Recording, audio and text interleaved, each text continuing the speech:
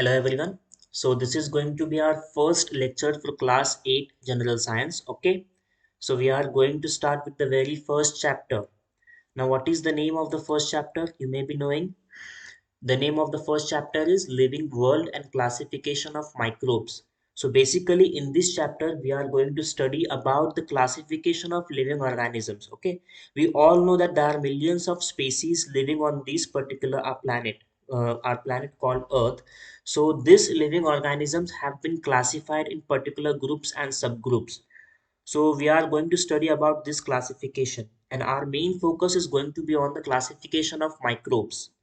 सो जो माइक्रोब्स है micro organisms है उनका क्लासिफिकेशन हमारा मेन पर्सपेक्टिव होगा इस पर्टिकुलर चैप्टर में. सो माइक्रो ऑर्गेनिजम्स क्या है आपको मालूम होगा, हम लोग सीख चुके हैं ये पिछले क्लासेस में भी. In your last year you have studied what is micro organism. It is nothing but a unicellular living organisms that cannot be seen by our naked eyes.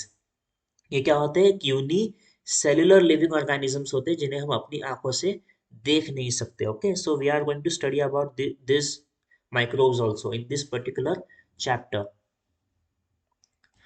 Now we know that this particular planet our earth, okay, in this earth there are n number of species. बहुत सारे जानवरों को हमने देखा है, बहुत सारे plants को देखा है हमने, हमें मालूम है. ओके, सो ये जितने भी एनिमल्स प्लांट्स है, जितने भी स्पेसीज है, ये सभी के सभी स्पेसीज क्या है, एक दूसरे से अलग है और वो पूरी तरीके से भी अलग है.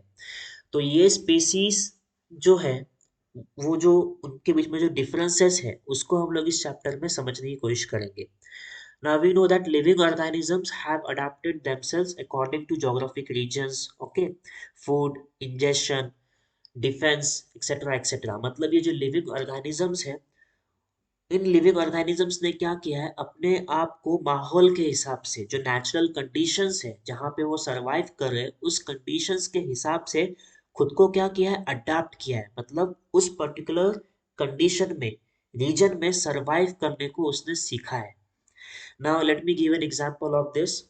जैसे कि polar bear. Okay, so this particular species, ये जो पोलार बियर है, ये अगर आप पोलार बियर को किसी डेजर्ट एरिया में लेकर के आएंगे, मतलब राजस्थान में लेकर के आ जाओ उसको, थार डेजर्ट में लेकर के आ जाओ, या फिर द ग्रेट इंडियन डेजर्ट जो राजस्थान का डेजर्ट है. ओके, सो यहाँ पर अगर आप उसको लेकर के आते हो और आप ये एक्सपेक्ट नहीं कर सकते कि वो पोलार बियर जो है वो डेजर्ट में सरवाइव कर पाएगा. क्यों? क्योंकि जो पोलार बियर है वो कोल्ड रीजन का एनिमल है. ऐसे रीजन में वो सरवाइव कर सकता है जहाँ पे टेम्परेचर क्या हो, कम हो. ओके, वही अगर हम लोग कैमल को कंसिडर करेंगे, सो जो कैमल है वो कहाँ पे सरवाइव कर सकता है, सिर्फ और सिर्फ ऐसे रीजन में जहाँ पे टेम्परेचर क्या है, हाई है. मतलब वो ऐसे रीजन में सरवाइव नहीं कर सकता जहाँ पे टेम्परेचर बहुत ही लो हो. ओके, बहुत ही ज्यादा लो हो. अब ये जितने भी एनिमल्स हैं इन्होंने खुद को अडाप्ट किया है. अब जिस रीजन में वो लोग रह रहे हैं वहां पे सरवाइव करने के लिए उन्होंने अब खुद को क्या किया है, अडाप्ट किया है. फॉर एग्जाम्पल आप लोग कैमल को कंसिडर करो.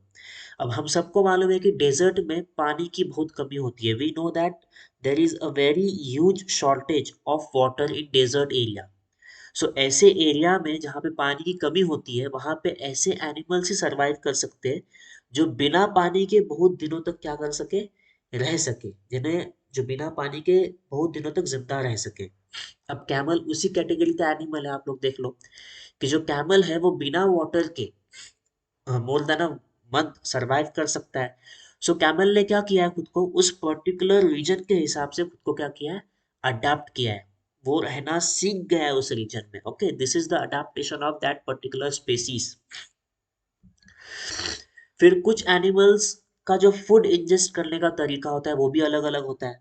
जैसे कि आप लोग एग्जांपल ले लो बर्ड का. ओके, बर्ड कैसे फूड इंजेस्ट करती है, खाना कैसे खाती है, अपने चोंच से खाती है.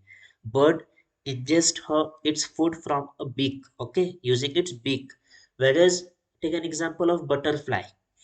बटरफ्लाई अपना फूड कैसे इंजेस्ट करता है, उसके लेग्स में सक्शंस होते हैं जो उससे वो क्या करता है, जो फ्लावर्स में जो लिक्विड है वो क्या करता है, उसको एब्जॉर्ब करता है उसको. सो जो मोड ऑफ न्यूट्रिशन है, जो खाने का तरीका है वो भी क्या है, सबका अलग अलग है. तो स्पेसीज का जो इंजेक्शन मेथड है वो भी क्या है, अलग अलग है। ओके, सो इससे हमें क्या समझ में आता है कि बहुत सारे स्पीसीज के बीच में क्या है, डिफरेंसेस है, कुछ फर्क है हर एक स्पीसीज के बीच में। Okay, camel is not similar to polar bear is not similar to tiger, tiger is not similar to elephant, there are some differences. Okay, so इन डिफरेंसेस की वजह से हमने क्या किया, इन एनिमल्स को क्या किया है, ग्रुप्स और सब ग्रुप्स में डिवाइड किया है। जैसे कि millions of species of living organisms are found on earth and to study such vast number of organisms classification is needed. इन सभी लिविंग ऑर्गेनिजम्स को ठीक से समझने के लिए, पढ़ने के लिए हमें क्या है, इन्हें क्लासिफाई करना बहुत ज्यादा जरूरी था। अब ये जो क्लासिफिकेशन का प्रोसेस है, the process of dividing living organisms into groups and sub groups is called biological classification. ऐसा process, a method, a scientific method in which we divide living organisms into groups and subgroups, that particular process or method is called as biological classification। ऐसा तरीका, जिस तरीके का इस्तेमाल करके हम लोग एनिमल्स को, बर्ड्स को, प्लांट्स को, जितने भी स्पेसीज है उनको डिवाइड करते हैं ग्रुप्स और सब ग्रुप में, उसे ही क्या कहा जाता है, बायोलॉजिकल क्लासिफिकेशन कहा जाता है। सो हमें क्या समझना है कि ये जो बायोडाइवर्सिटी है, बायोडाइवर्सिटी मतलब क्या, diversity in the biological species, जो स्पेसीज है, जो लिविंग ऑर्गेनिजम्स है उनके बीच में फर्क, उसे हम क्या बोलेंगे, बायोडाइवर्सिटी बोलेंगे। आप लोग देख लो कीड़े, अगर हम लोग इंसेक्ट्स को कंसिडर करें तो कितने टाइप के इंसेक्ट्स हैं, कितने तरीके तरीके के इंसेक्ट्स आपको देखने मिलेंगे। हमें ग्रास हॉपर मालूम है, एंट मालूम है, कॉकरोच। ओके, सो ये अलग अलग क्या है, इंसेक्ट्स है, और बहुत सारे टाइप के हैं, बीटल्स है, बग्स है। ओके, फिर एनिमल्स आप लोग कंसिडर करो, डोमेस्टिक एनिमल्स अगर कंसिडर करते हो तो कैट है, डॉग है। ओके, फिर फिशेस, फिशेस में भी बहुत सारे वैरायटी आपको देखने मिलेंगे, बायोडाइवर्सिटी है फिश में भी। ट्यूना है, रोहू है, काटला है, पॉम्फ्रेट है, स्टिंगरे है। ओके, सो बहुत ही ज्यादा वैरायटी आपको देखने मिलती है। सो इस वैरायटी को हम लोग क्या कंसिडर करेंगे, बायोडाइवर्सिटी, इसे क्या कहा जाता है, बायोडाइवर्सिटी। और ये बायोडाइवर्सिटी जो है, जो डाइवर्सिफिकेशन से बहुत सारे जो स्पेसीज है उनको ठीक से स्टडी करने के लिए हम लोग क्या करते हैं, उसको क्लासिफाई करते हैं, क्या करते हैं, उसका क्लासिफिकेशन करते हैं। ओके,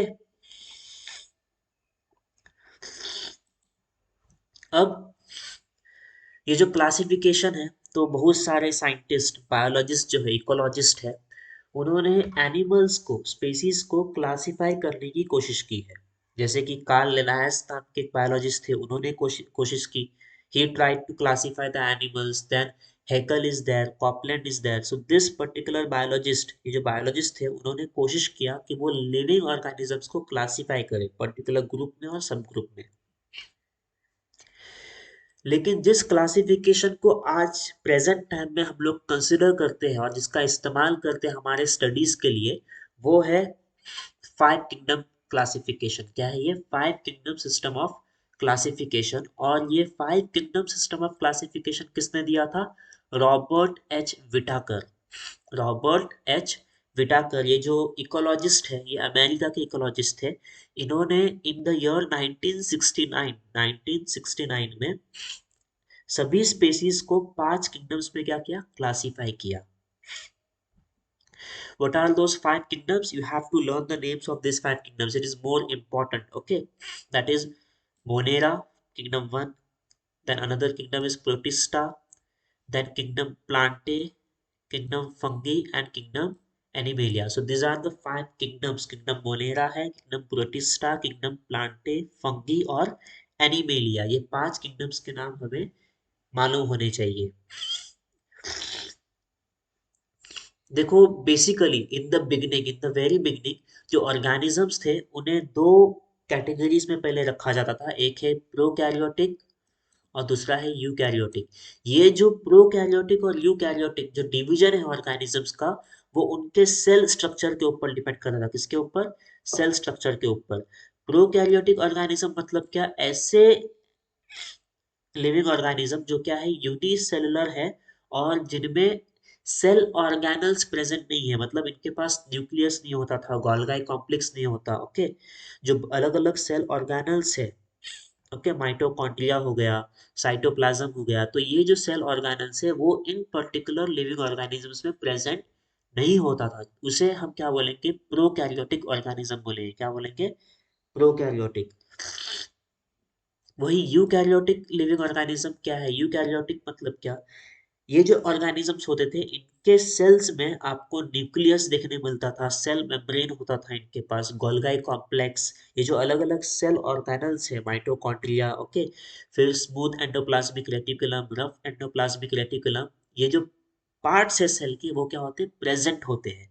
तो उन्हें हम क्या बोलेंगे, यूकैरियोटिक सेल बोलेंगे। ऐसे सेल्स को क्या बोलेंगे हम लोग, यूकैरियोटिक सेल्स, ओके।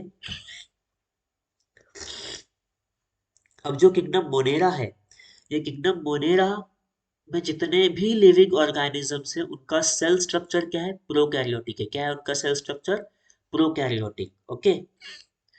वही kingdom protista, kingdom animalia, Plantae और फंगी, इन इन सभी ये चार के चार किंगडम से पाए जाने वाले ऑर्गेनिज्म का जो सेल स्ट्रक्चर है वो क्या है, यूकैरियोटिक है। What is it, it is eukaryotic, okay. Now if the organism is eukaryotic unicellular, what, eukaryotic unicellular, that those organisms are kept under the kingdom protista. अगर लिविंग ऑर्गेनिज्म यूकैरियोटिक यूनिसेलुलर है तो उन्हें हम किस में classify करेंगे, protista में classify करेंगे। किस में क्लासिफाई करेंगे, प्रोटिस्टा में, ओके। और जो यूकैरियोटिक मल्टी सेलुलर ऑर्गेनिजम्स है उनको हम लोग ने क्लासिफाई किया है प्लांटे, फंगी और एनिमेलिया में। अब ऐसे यूकैरियोटिक मल्टी सेलुलर ऑर्गेनिज्म जिनके पास सेल वॉल है, क्या है, सेल वॉल, उन्हें रखा गया है। तो वो एनिमल्स, वो स्पेसीज क्या है, प्लांटे के हैं और किसके हैं, फंगी के हैं, ओके, प्लांटे और फंगी के। और एनिमल्स जो होते हैं, जो किंगडम एनिमेलिया में क्लासिफाई किए जाते हैं, उनके पास सेल वॉल नहीं होता।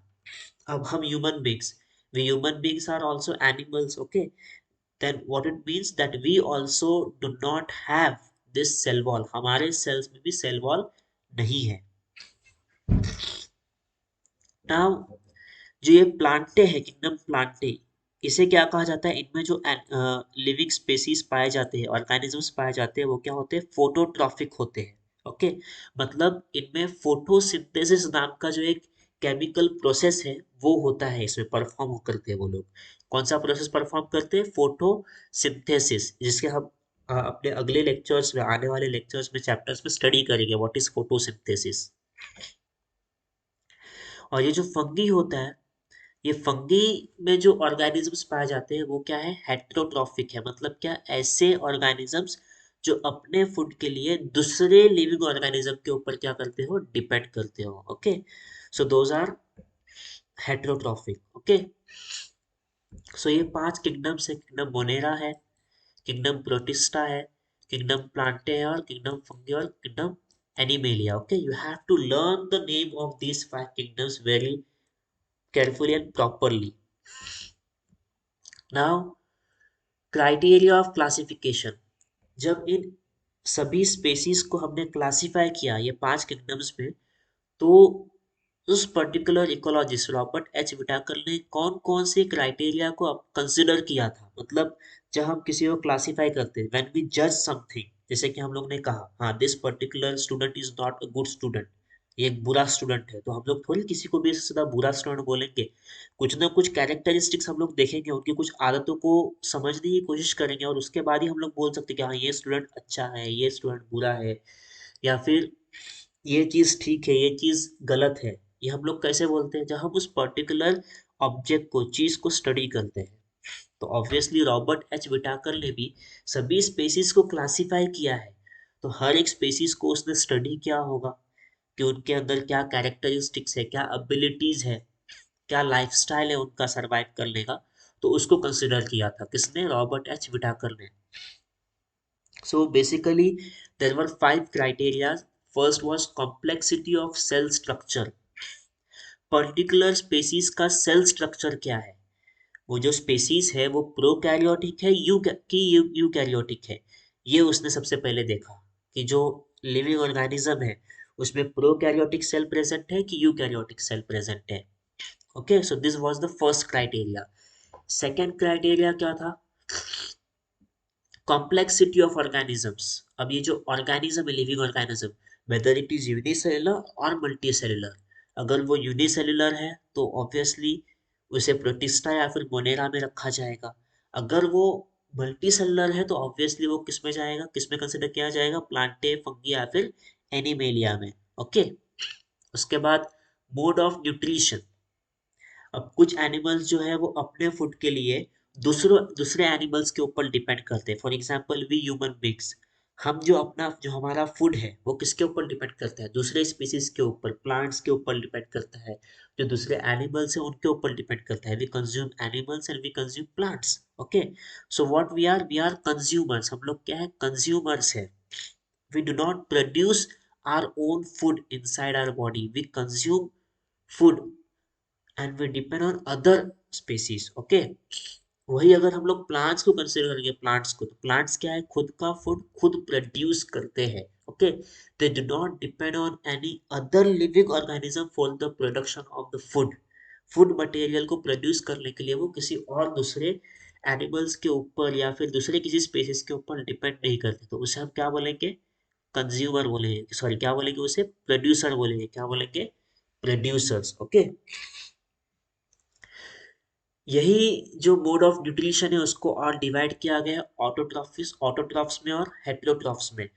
ऑटोट्रॉफ मतलब क्या? The animals which do not depend on other species, species that do not depend on other species to produce food is autotroph। And heterotroph क्या है? जो दूसरे species के ऊपर डिपेंड करते हैं खुद के न्यूट्रिशन के लिए, उन्हें हम क्या बोलेंगे?